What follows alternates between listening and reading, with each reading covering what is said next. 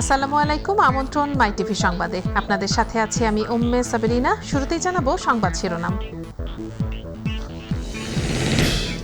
স্বাধীনতা দিবসে মুক্তিযুদ্ধের অর্জন নিয়ে তামাশা করা ফৌজদারি অপরাধ বললেন ওবায়দুল কাদের। আগাম নির্বাচনে পায়তারা করছে সরকার, অভিযোগ মির্জা ফখরুলের। নির্বাচনকালীন সরকার ব্যবস্থা নিয়ে আওয়ামী লীগ ও বিএনপি পরস্পর বিরোধী অবস্থানে। সংকট নিরসনে কূটনৈতিকদের হস্তক্ষেপ শেষ ভরসা বললেন জিএম কাদের। রোজার শুরুতে বেড়েছে রেমিটেন্স প্রবাহ। মার্চ মাসের 24 তারিখ পর্যন্ত বৈধ চ্যানেলে এসেছে প্রায় $160 কোটি সমপরিমাণ অর্থ। ঈদকে সামনে রেখে রাজধানীর ছোট ছোট মার্কেট সেজেছে নানা রঙে। মান নিয়ন্ত্রণ সিল মোহর না থাকায় বিভিন্ন সুপার শপে অভিযান।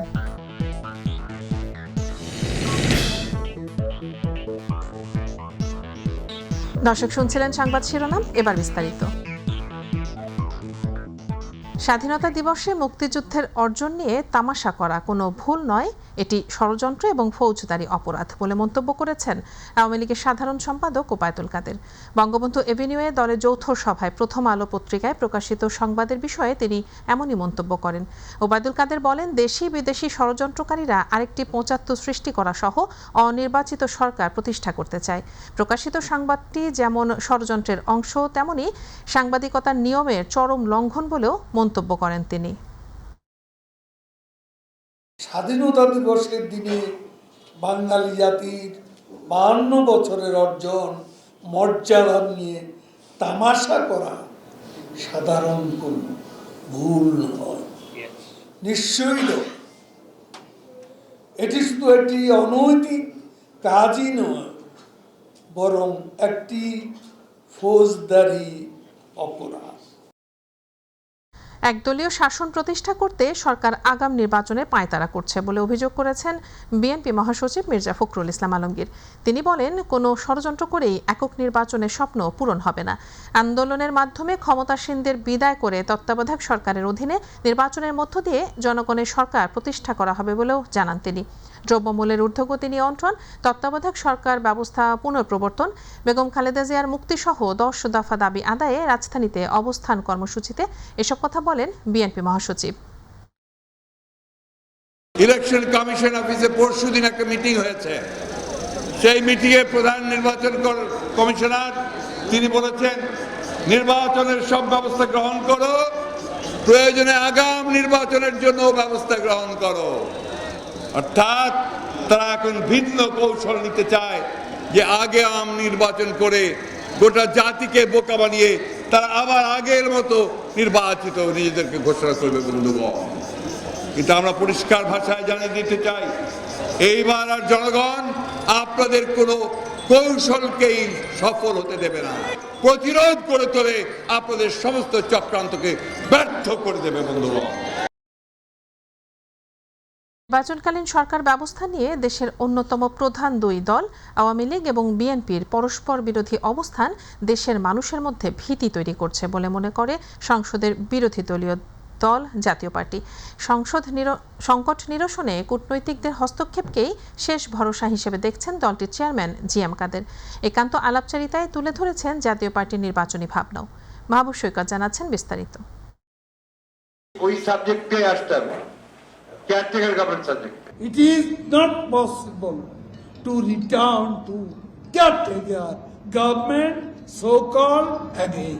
নির্বাচনকালীন সরকার ব্যবস্থা কি হবে তা নিয়ে সভা সমাবেশে দীর্ঘদিন থেকেই বাহাস চলছে ক্ষমতাসীন দল আওয়ামী লীগ এবং রাজপথের প্রধান বিরোধী দল বিএনপি নেতাদের মধ্যে। তত্ত্বাবধায়কের ভূত নামিয়ে ফেলুন, ওই ভূত আর বাংলাদেশ গ্রহণ করবে না।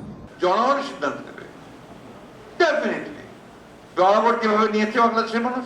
জাতীয় নির্বাচনের ক্ষণ এগিয়ে আসলেও অবস্থান পরিবর্তনের কোনো লক্ষণই প্রকাশ পাচ্ছে না দেশের অন্যতম প্রধান এই দুই দলের নীতি নির্ধারকদের কথায়। তাহলে দেশের রাজনৈতিক ভবিষ্যৎ কোন দিকে আগাচ্ছে? প্রশ্ন থাকে সংসদের বিরোধী দল জাতীয় পার্টির চেয়ারম্যানের কাছে। এটা একটা অশনি সংকেত আমার কাছে মনে হচ্ছে। নিশ্চিতভাবে সংঘাতের দিকে আগাচ্ছে। আপোষ করার কোনো সম্ভাবনা আমরা দেখছি না, যেহেতু দুজনেই যে অবস্থান নিয়েছেন এবং সেটা অত্যন্ত অনর, কেননা তাদের অস্তিত্বের প্রশ্ন। আমাদের এটা দুর্ভাগ্য, এটা দেশের জন্য কখনোই স্বস্তিময় নয়। রাজপথে কর্মসূচি পাল্টা কর্মসূচির পাশাপাশি বিএনপি এবং আওয়ামী লীগ উভয় দলই বিভিন্নভাবে নিজেদের অবস্থানের পক্ষে যুক্তি তুলে ধরছেন উন্নয়ন সহযোগী বিভিন্ন দেশের কূটনৈতিকদের কাছেও।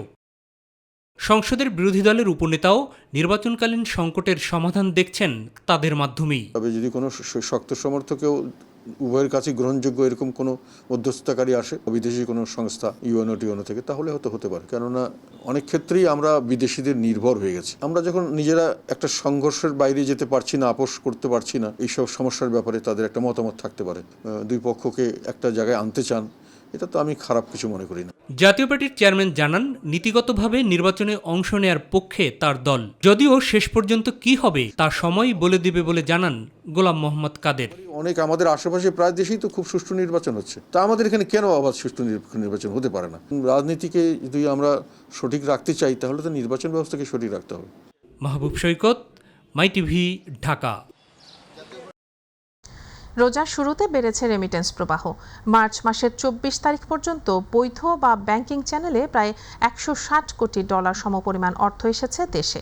এই হিসেবে দৈনিক গড়ে এসেছে $6.66 কোটি। বাংলাদেশ ব্যাংকে প্রকাশিত হালনাগাদ পরিসংখ্যানে এমনই তথ্য জানা গেছে। অর্থনীতি বিশ্লেষকরা বলছেন, রেমিটেন্সের এই প্রবাহ স্বাভাবিক, যা সময়ের সাথে আরও বাড়বে। মহিবুল কাদেরের বিশেষ রিপোর্ট। গত 8 মাসের মধ্যে সর্বোচ্চ পরিমাণ রেমিটেন্স বাংলাদেশে এসেছে মার্চ মাসে। রমজানে পরিবারের বাড়তি ব্যয়ের চাহিদা মেটাতে প্রবাসী বাংলাদেশিরা বেশি পরিমাণে অর্থ দেশে পাঠিয়েছেন বলে জানিয়েছে সংশ্লিষ্ট কর্মকর্তারা। প্রবাসী শ্রমিকরা গত মাসে বাংলাদেশে পাঠিয়েছেন $1.86 বিলিয়ন, যা গত বছরের জুলাইয়ের পর সর্বোচ্চ। গত বছর জুলাইয়ের $1.87 বিলিয়ন রেমিটেন্স দেশে পাঠানো হয়েছে।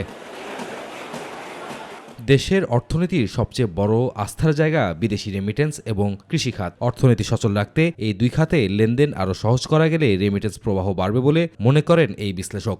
আমাদের অর্থনীতিটা মূলত কৃষি নির্ভর অর্থনীতি হওয়ার কারণে কারেন্ট অ্যাকাউন্ট ব্যালেন্সের কথা বলি, তাহলে এটা রেমিটেন্স নির্ভর।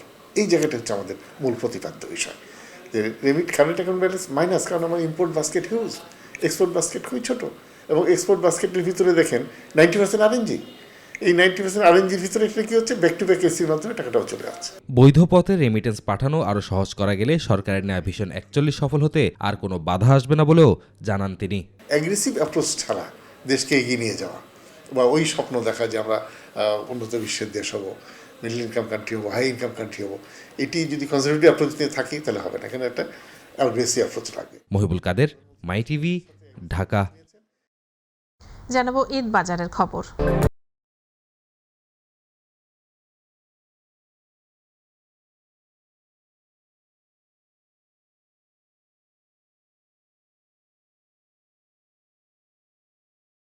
ঈদকে সামনে রেখে নানা ডিজাইনের পোশাকের পসরা সাজিয়ে বসেছে রাজধানীর খুচরা মার্কেটগুলো। ব্যবসায়ীরা বলছেন, ধীরে ধীরে জমে উঠতে শুরু করেছে ঈদের কেনাকাটা। রোজার 7ম দিন পর্যন্ত ক্রেতার দেখা না মিললেও এখন দেখা মিলছে কাঙ্ক্ষিত ক্রেতার। আরও জানাচ্ছেন আমিনা হীরা।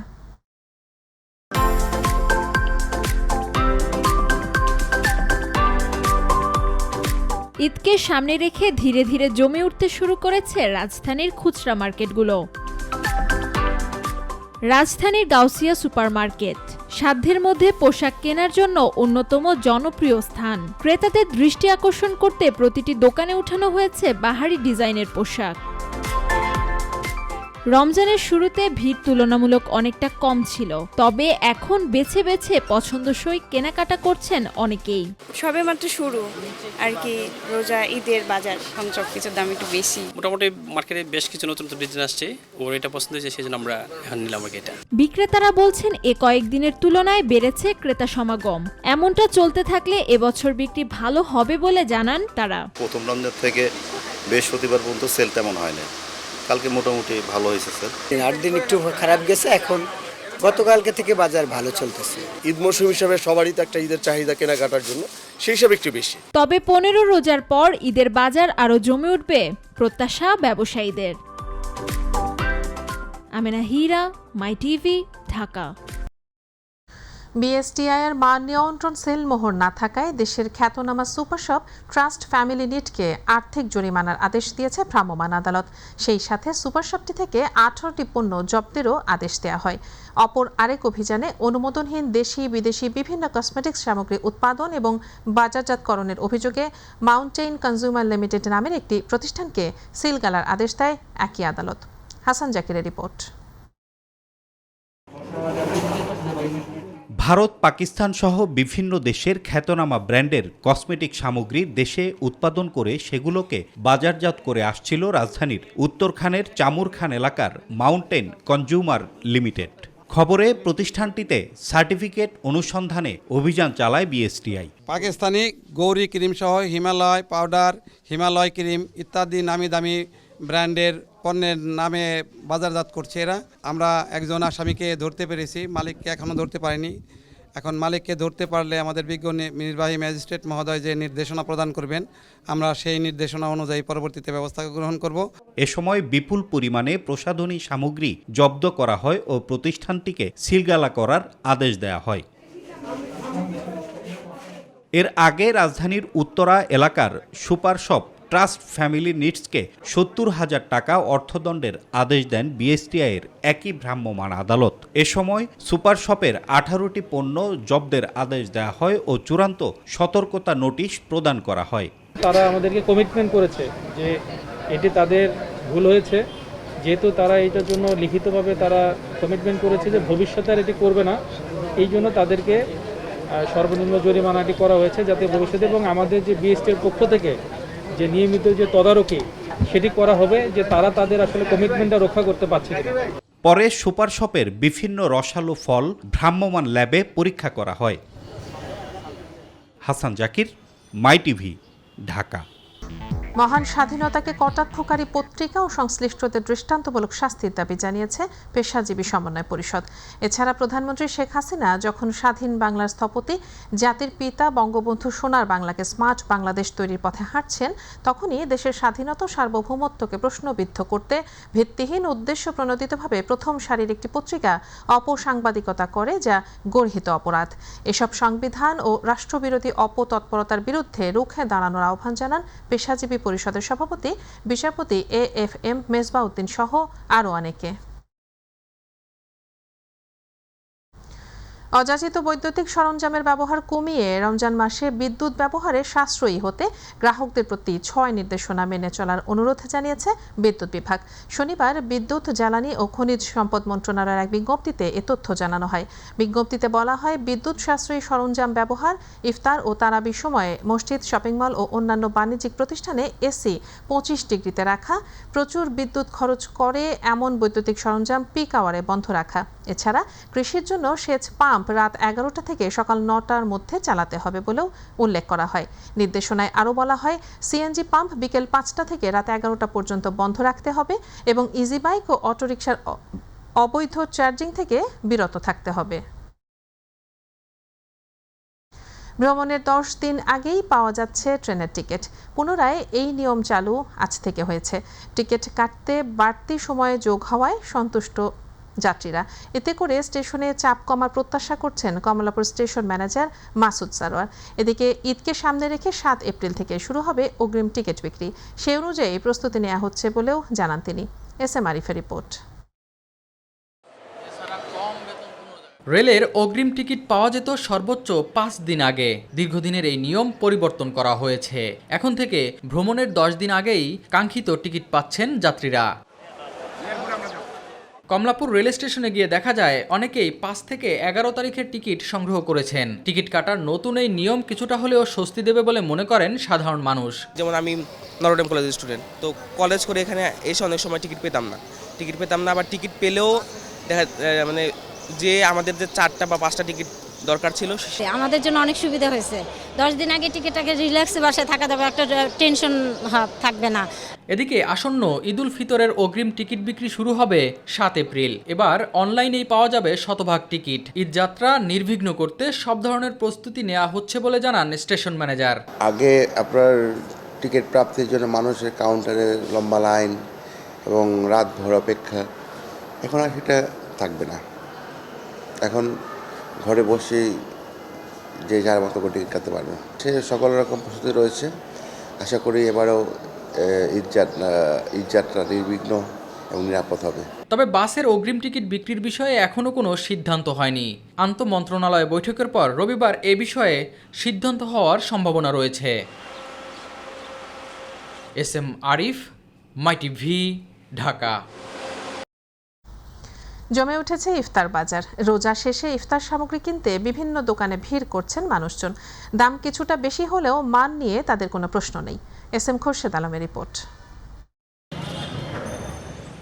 হরেক রকম ইফতার সামগ্রীর পসরা সাজিয়ে বেচাকিনা করছেন রামপুরা এলাকার দোকানদাররা।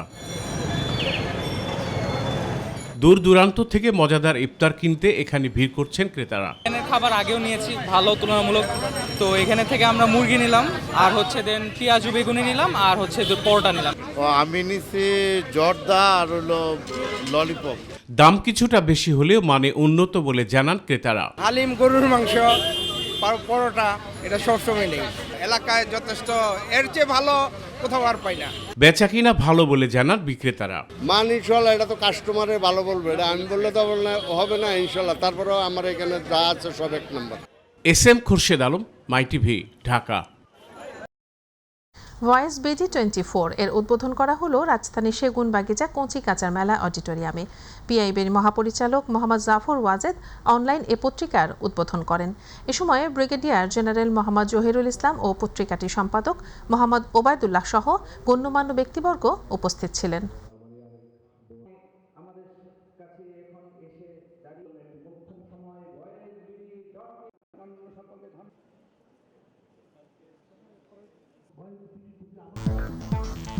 দেশকে ভালোবাসলে ছাত্রছাত্রীদের শিক্ষা দেওয়ার পাশাপাশি শিক্ষকদের দেশ সম্পর্কে ভাবতে হবে বলে মন্তব্য করেছেন স্বাস্থ্যমন্ত্রী জাহিদ মালেক। দুপুরে সদর উপজেলার গড়পাড়া শুভ্র সেন্টারে প্রাথমিক বিদ্যালয় শিক্ষকদের সাথে আলোচনা ও মত বিনিময় সভায় প্রধান অতিথির বক্তব্যে তিনি এসব কথা বলেন। স্বাস্থ্যমন্ত্রী এ সময় আরও বলেন, দেশের শিক্ষা ব্যবস্থা অনেক উন্নত হয়েছে। পাকিস্তানের সময় দেশে মাত্র 8 থেকে 10টি ইউনিভার্সিটি ছিল, কিন্তু বর্তমানে দেশে 150 ইউনিভার্সিটি গড়ে উঠেছে। চিকিৎসার ব্যবস্থা দোরগোড়ায় চলে গেছে, শিক্ষার ব্যবস্থা কত উন্নয়ন হয়েছে। আগে পাকিস্তানের সময় 8-10টা ইউনিভার্সিটি ছিল, এখন বাংলাদেশে 150টা ইউনিভার্সিটি। আন্তর্জাতিক প্রসঙ্গ।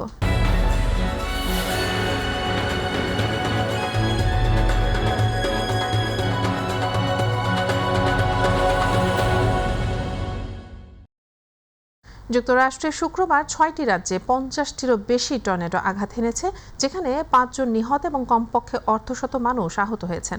আরকানসাসের লিটল রক এলাকায় টর্নেডো আঘাত হানার পর অন্তত 50 জনকে হাসপাতালে ভর্তি করা হয়েছে এবং বাড়িতেও লোকজন আটক রয়েছে। অতিরিক্তভাবে শারম্যান এলিয়নের কয়েক ডজন বাড়ি ক্ষতিগ্রস্ত হয়েছে এবং মার্কিন যুক্তরাষ্ট্রে প্রায় 4,50,000 গ্রাহক তীব্র আবহাওয়ার কারণে বিদ্যুৎহীন হয়ে পড়েছেন। মার্কিন পর্ন ছবির সাবেক অভিনেত্রী স্টর্মি ড্যানিয়েলসের সম্পর্কের কথা গোপন রাখতে ওই অভিনেত্রীকে গোপনে ঘুষ দেওয়ার অভিযোগে যুক্তরাষ্ট্রের সাবেক প্রেসিডেন্ট ডোনাল্ড ট্রাম্পের বিরুদ্ধে আদালতে যে মামলা চলছে তাতে আত্মসমর্পণের সিদ্ধান্ত নিয়েছেন ট্রাম্প। আগামী মঙ্গলবার যুক্তরাষ্ট্রের নিউ ইয়র্ক অঙ্গরাজ্যের লোয়ার ম্যানহাটন এলাকার অপরাধ আদালতে মামলার শুনানি হবে। ওই দিনই আত্মসমর্পণ করবেন সাবেক মার্কিন প্রেসিডেন্ট। বিদেশি সংবাদ মাধ্যমের বরাত দিয়ে জানা যায়, পুরো প্রক্রিয়ায় কয়েকশো সিক্রেট সার্ভিস এজেন্ট নিরাপত্তার দায়িত্বে থাকতে পারেন, তবে ট্রাম্পকে হাতকড়া পরানো হবে না। এরই সাথে সংবাদের শেষ প্রান্তে আমরা সংবাদ শিরোনামগুলো জানিয়ে দিচ্ছি আরও একবার।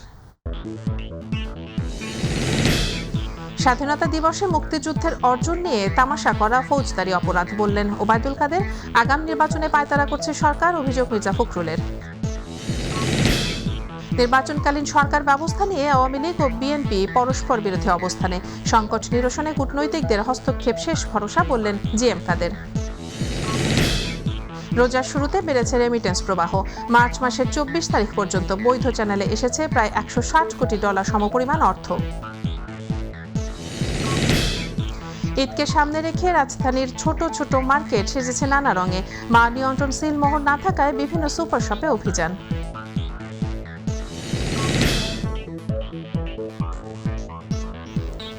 দর্শক, এই ছিল এখনকার সংবাদে। পরে সংবাদ দেখার আমন্ত্রণ জানিয়ে বিদায় নিচ্ছি আমি উম্মে সাবেরিনা। এতক্ষণ সাথে থাকার জন্য ধন্যবাদ সবাইকে। আল্লাহ হাফেজ।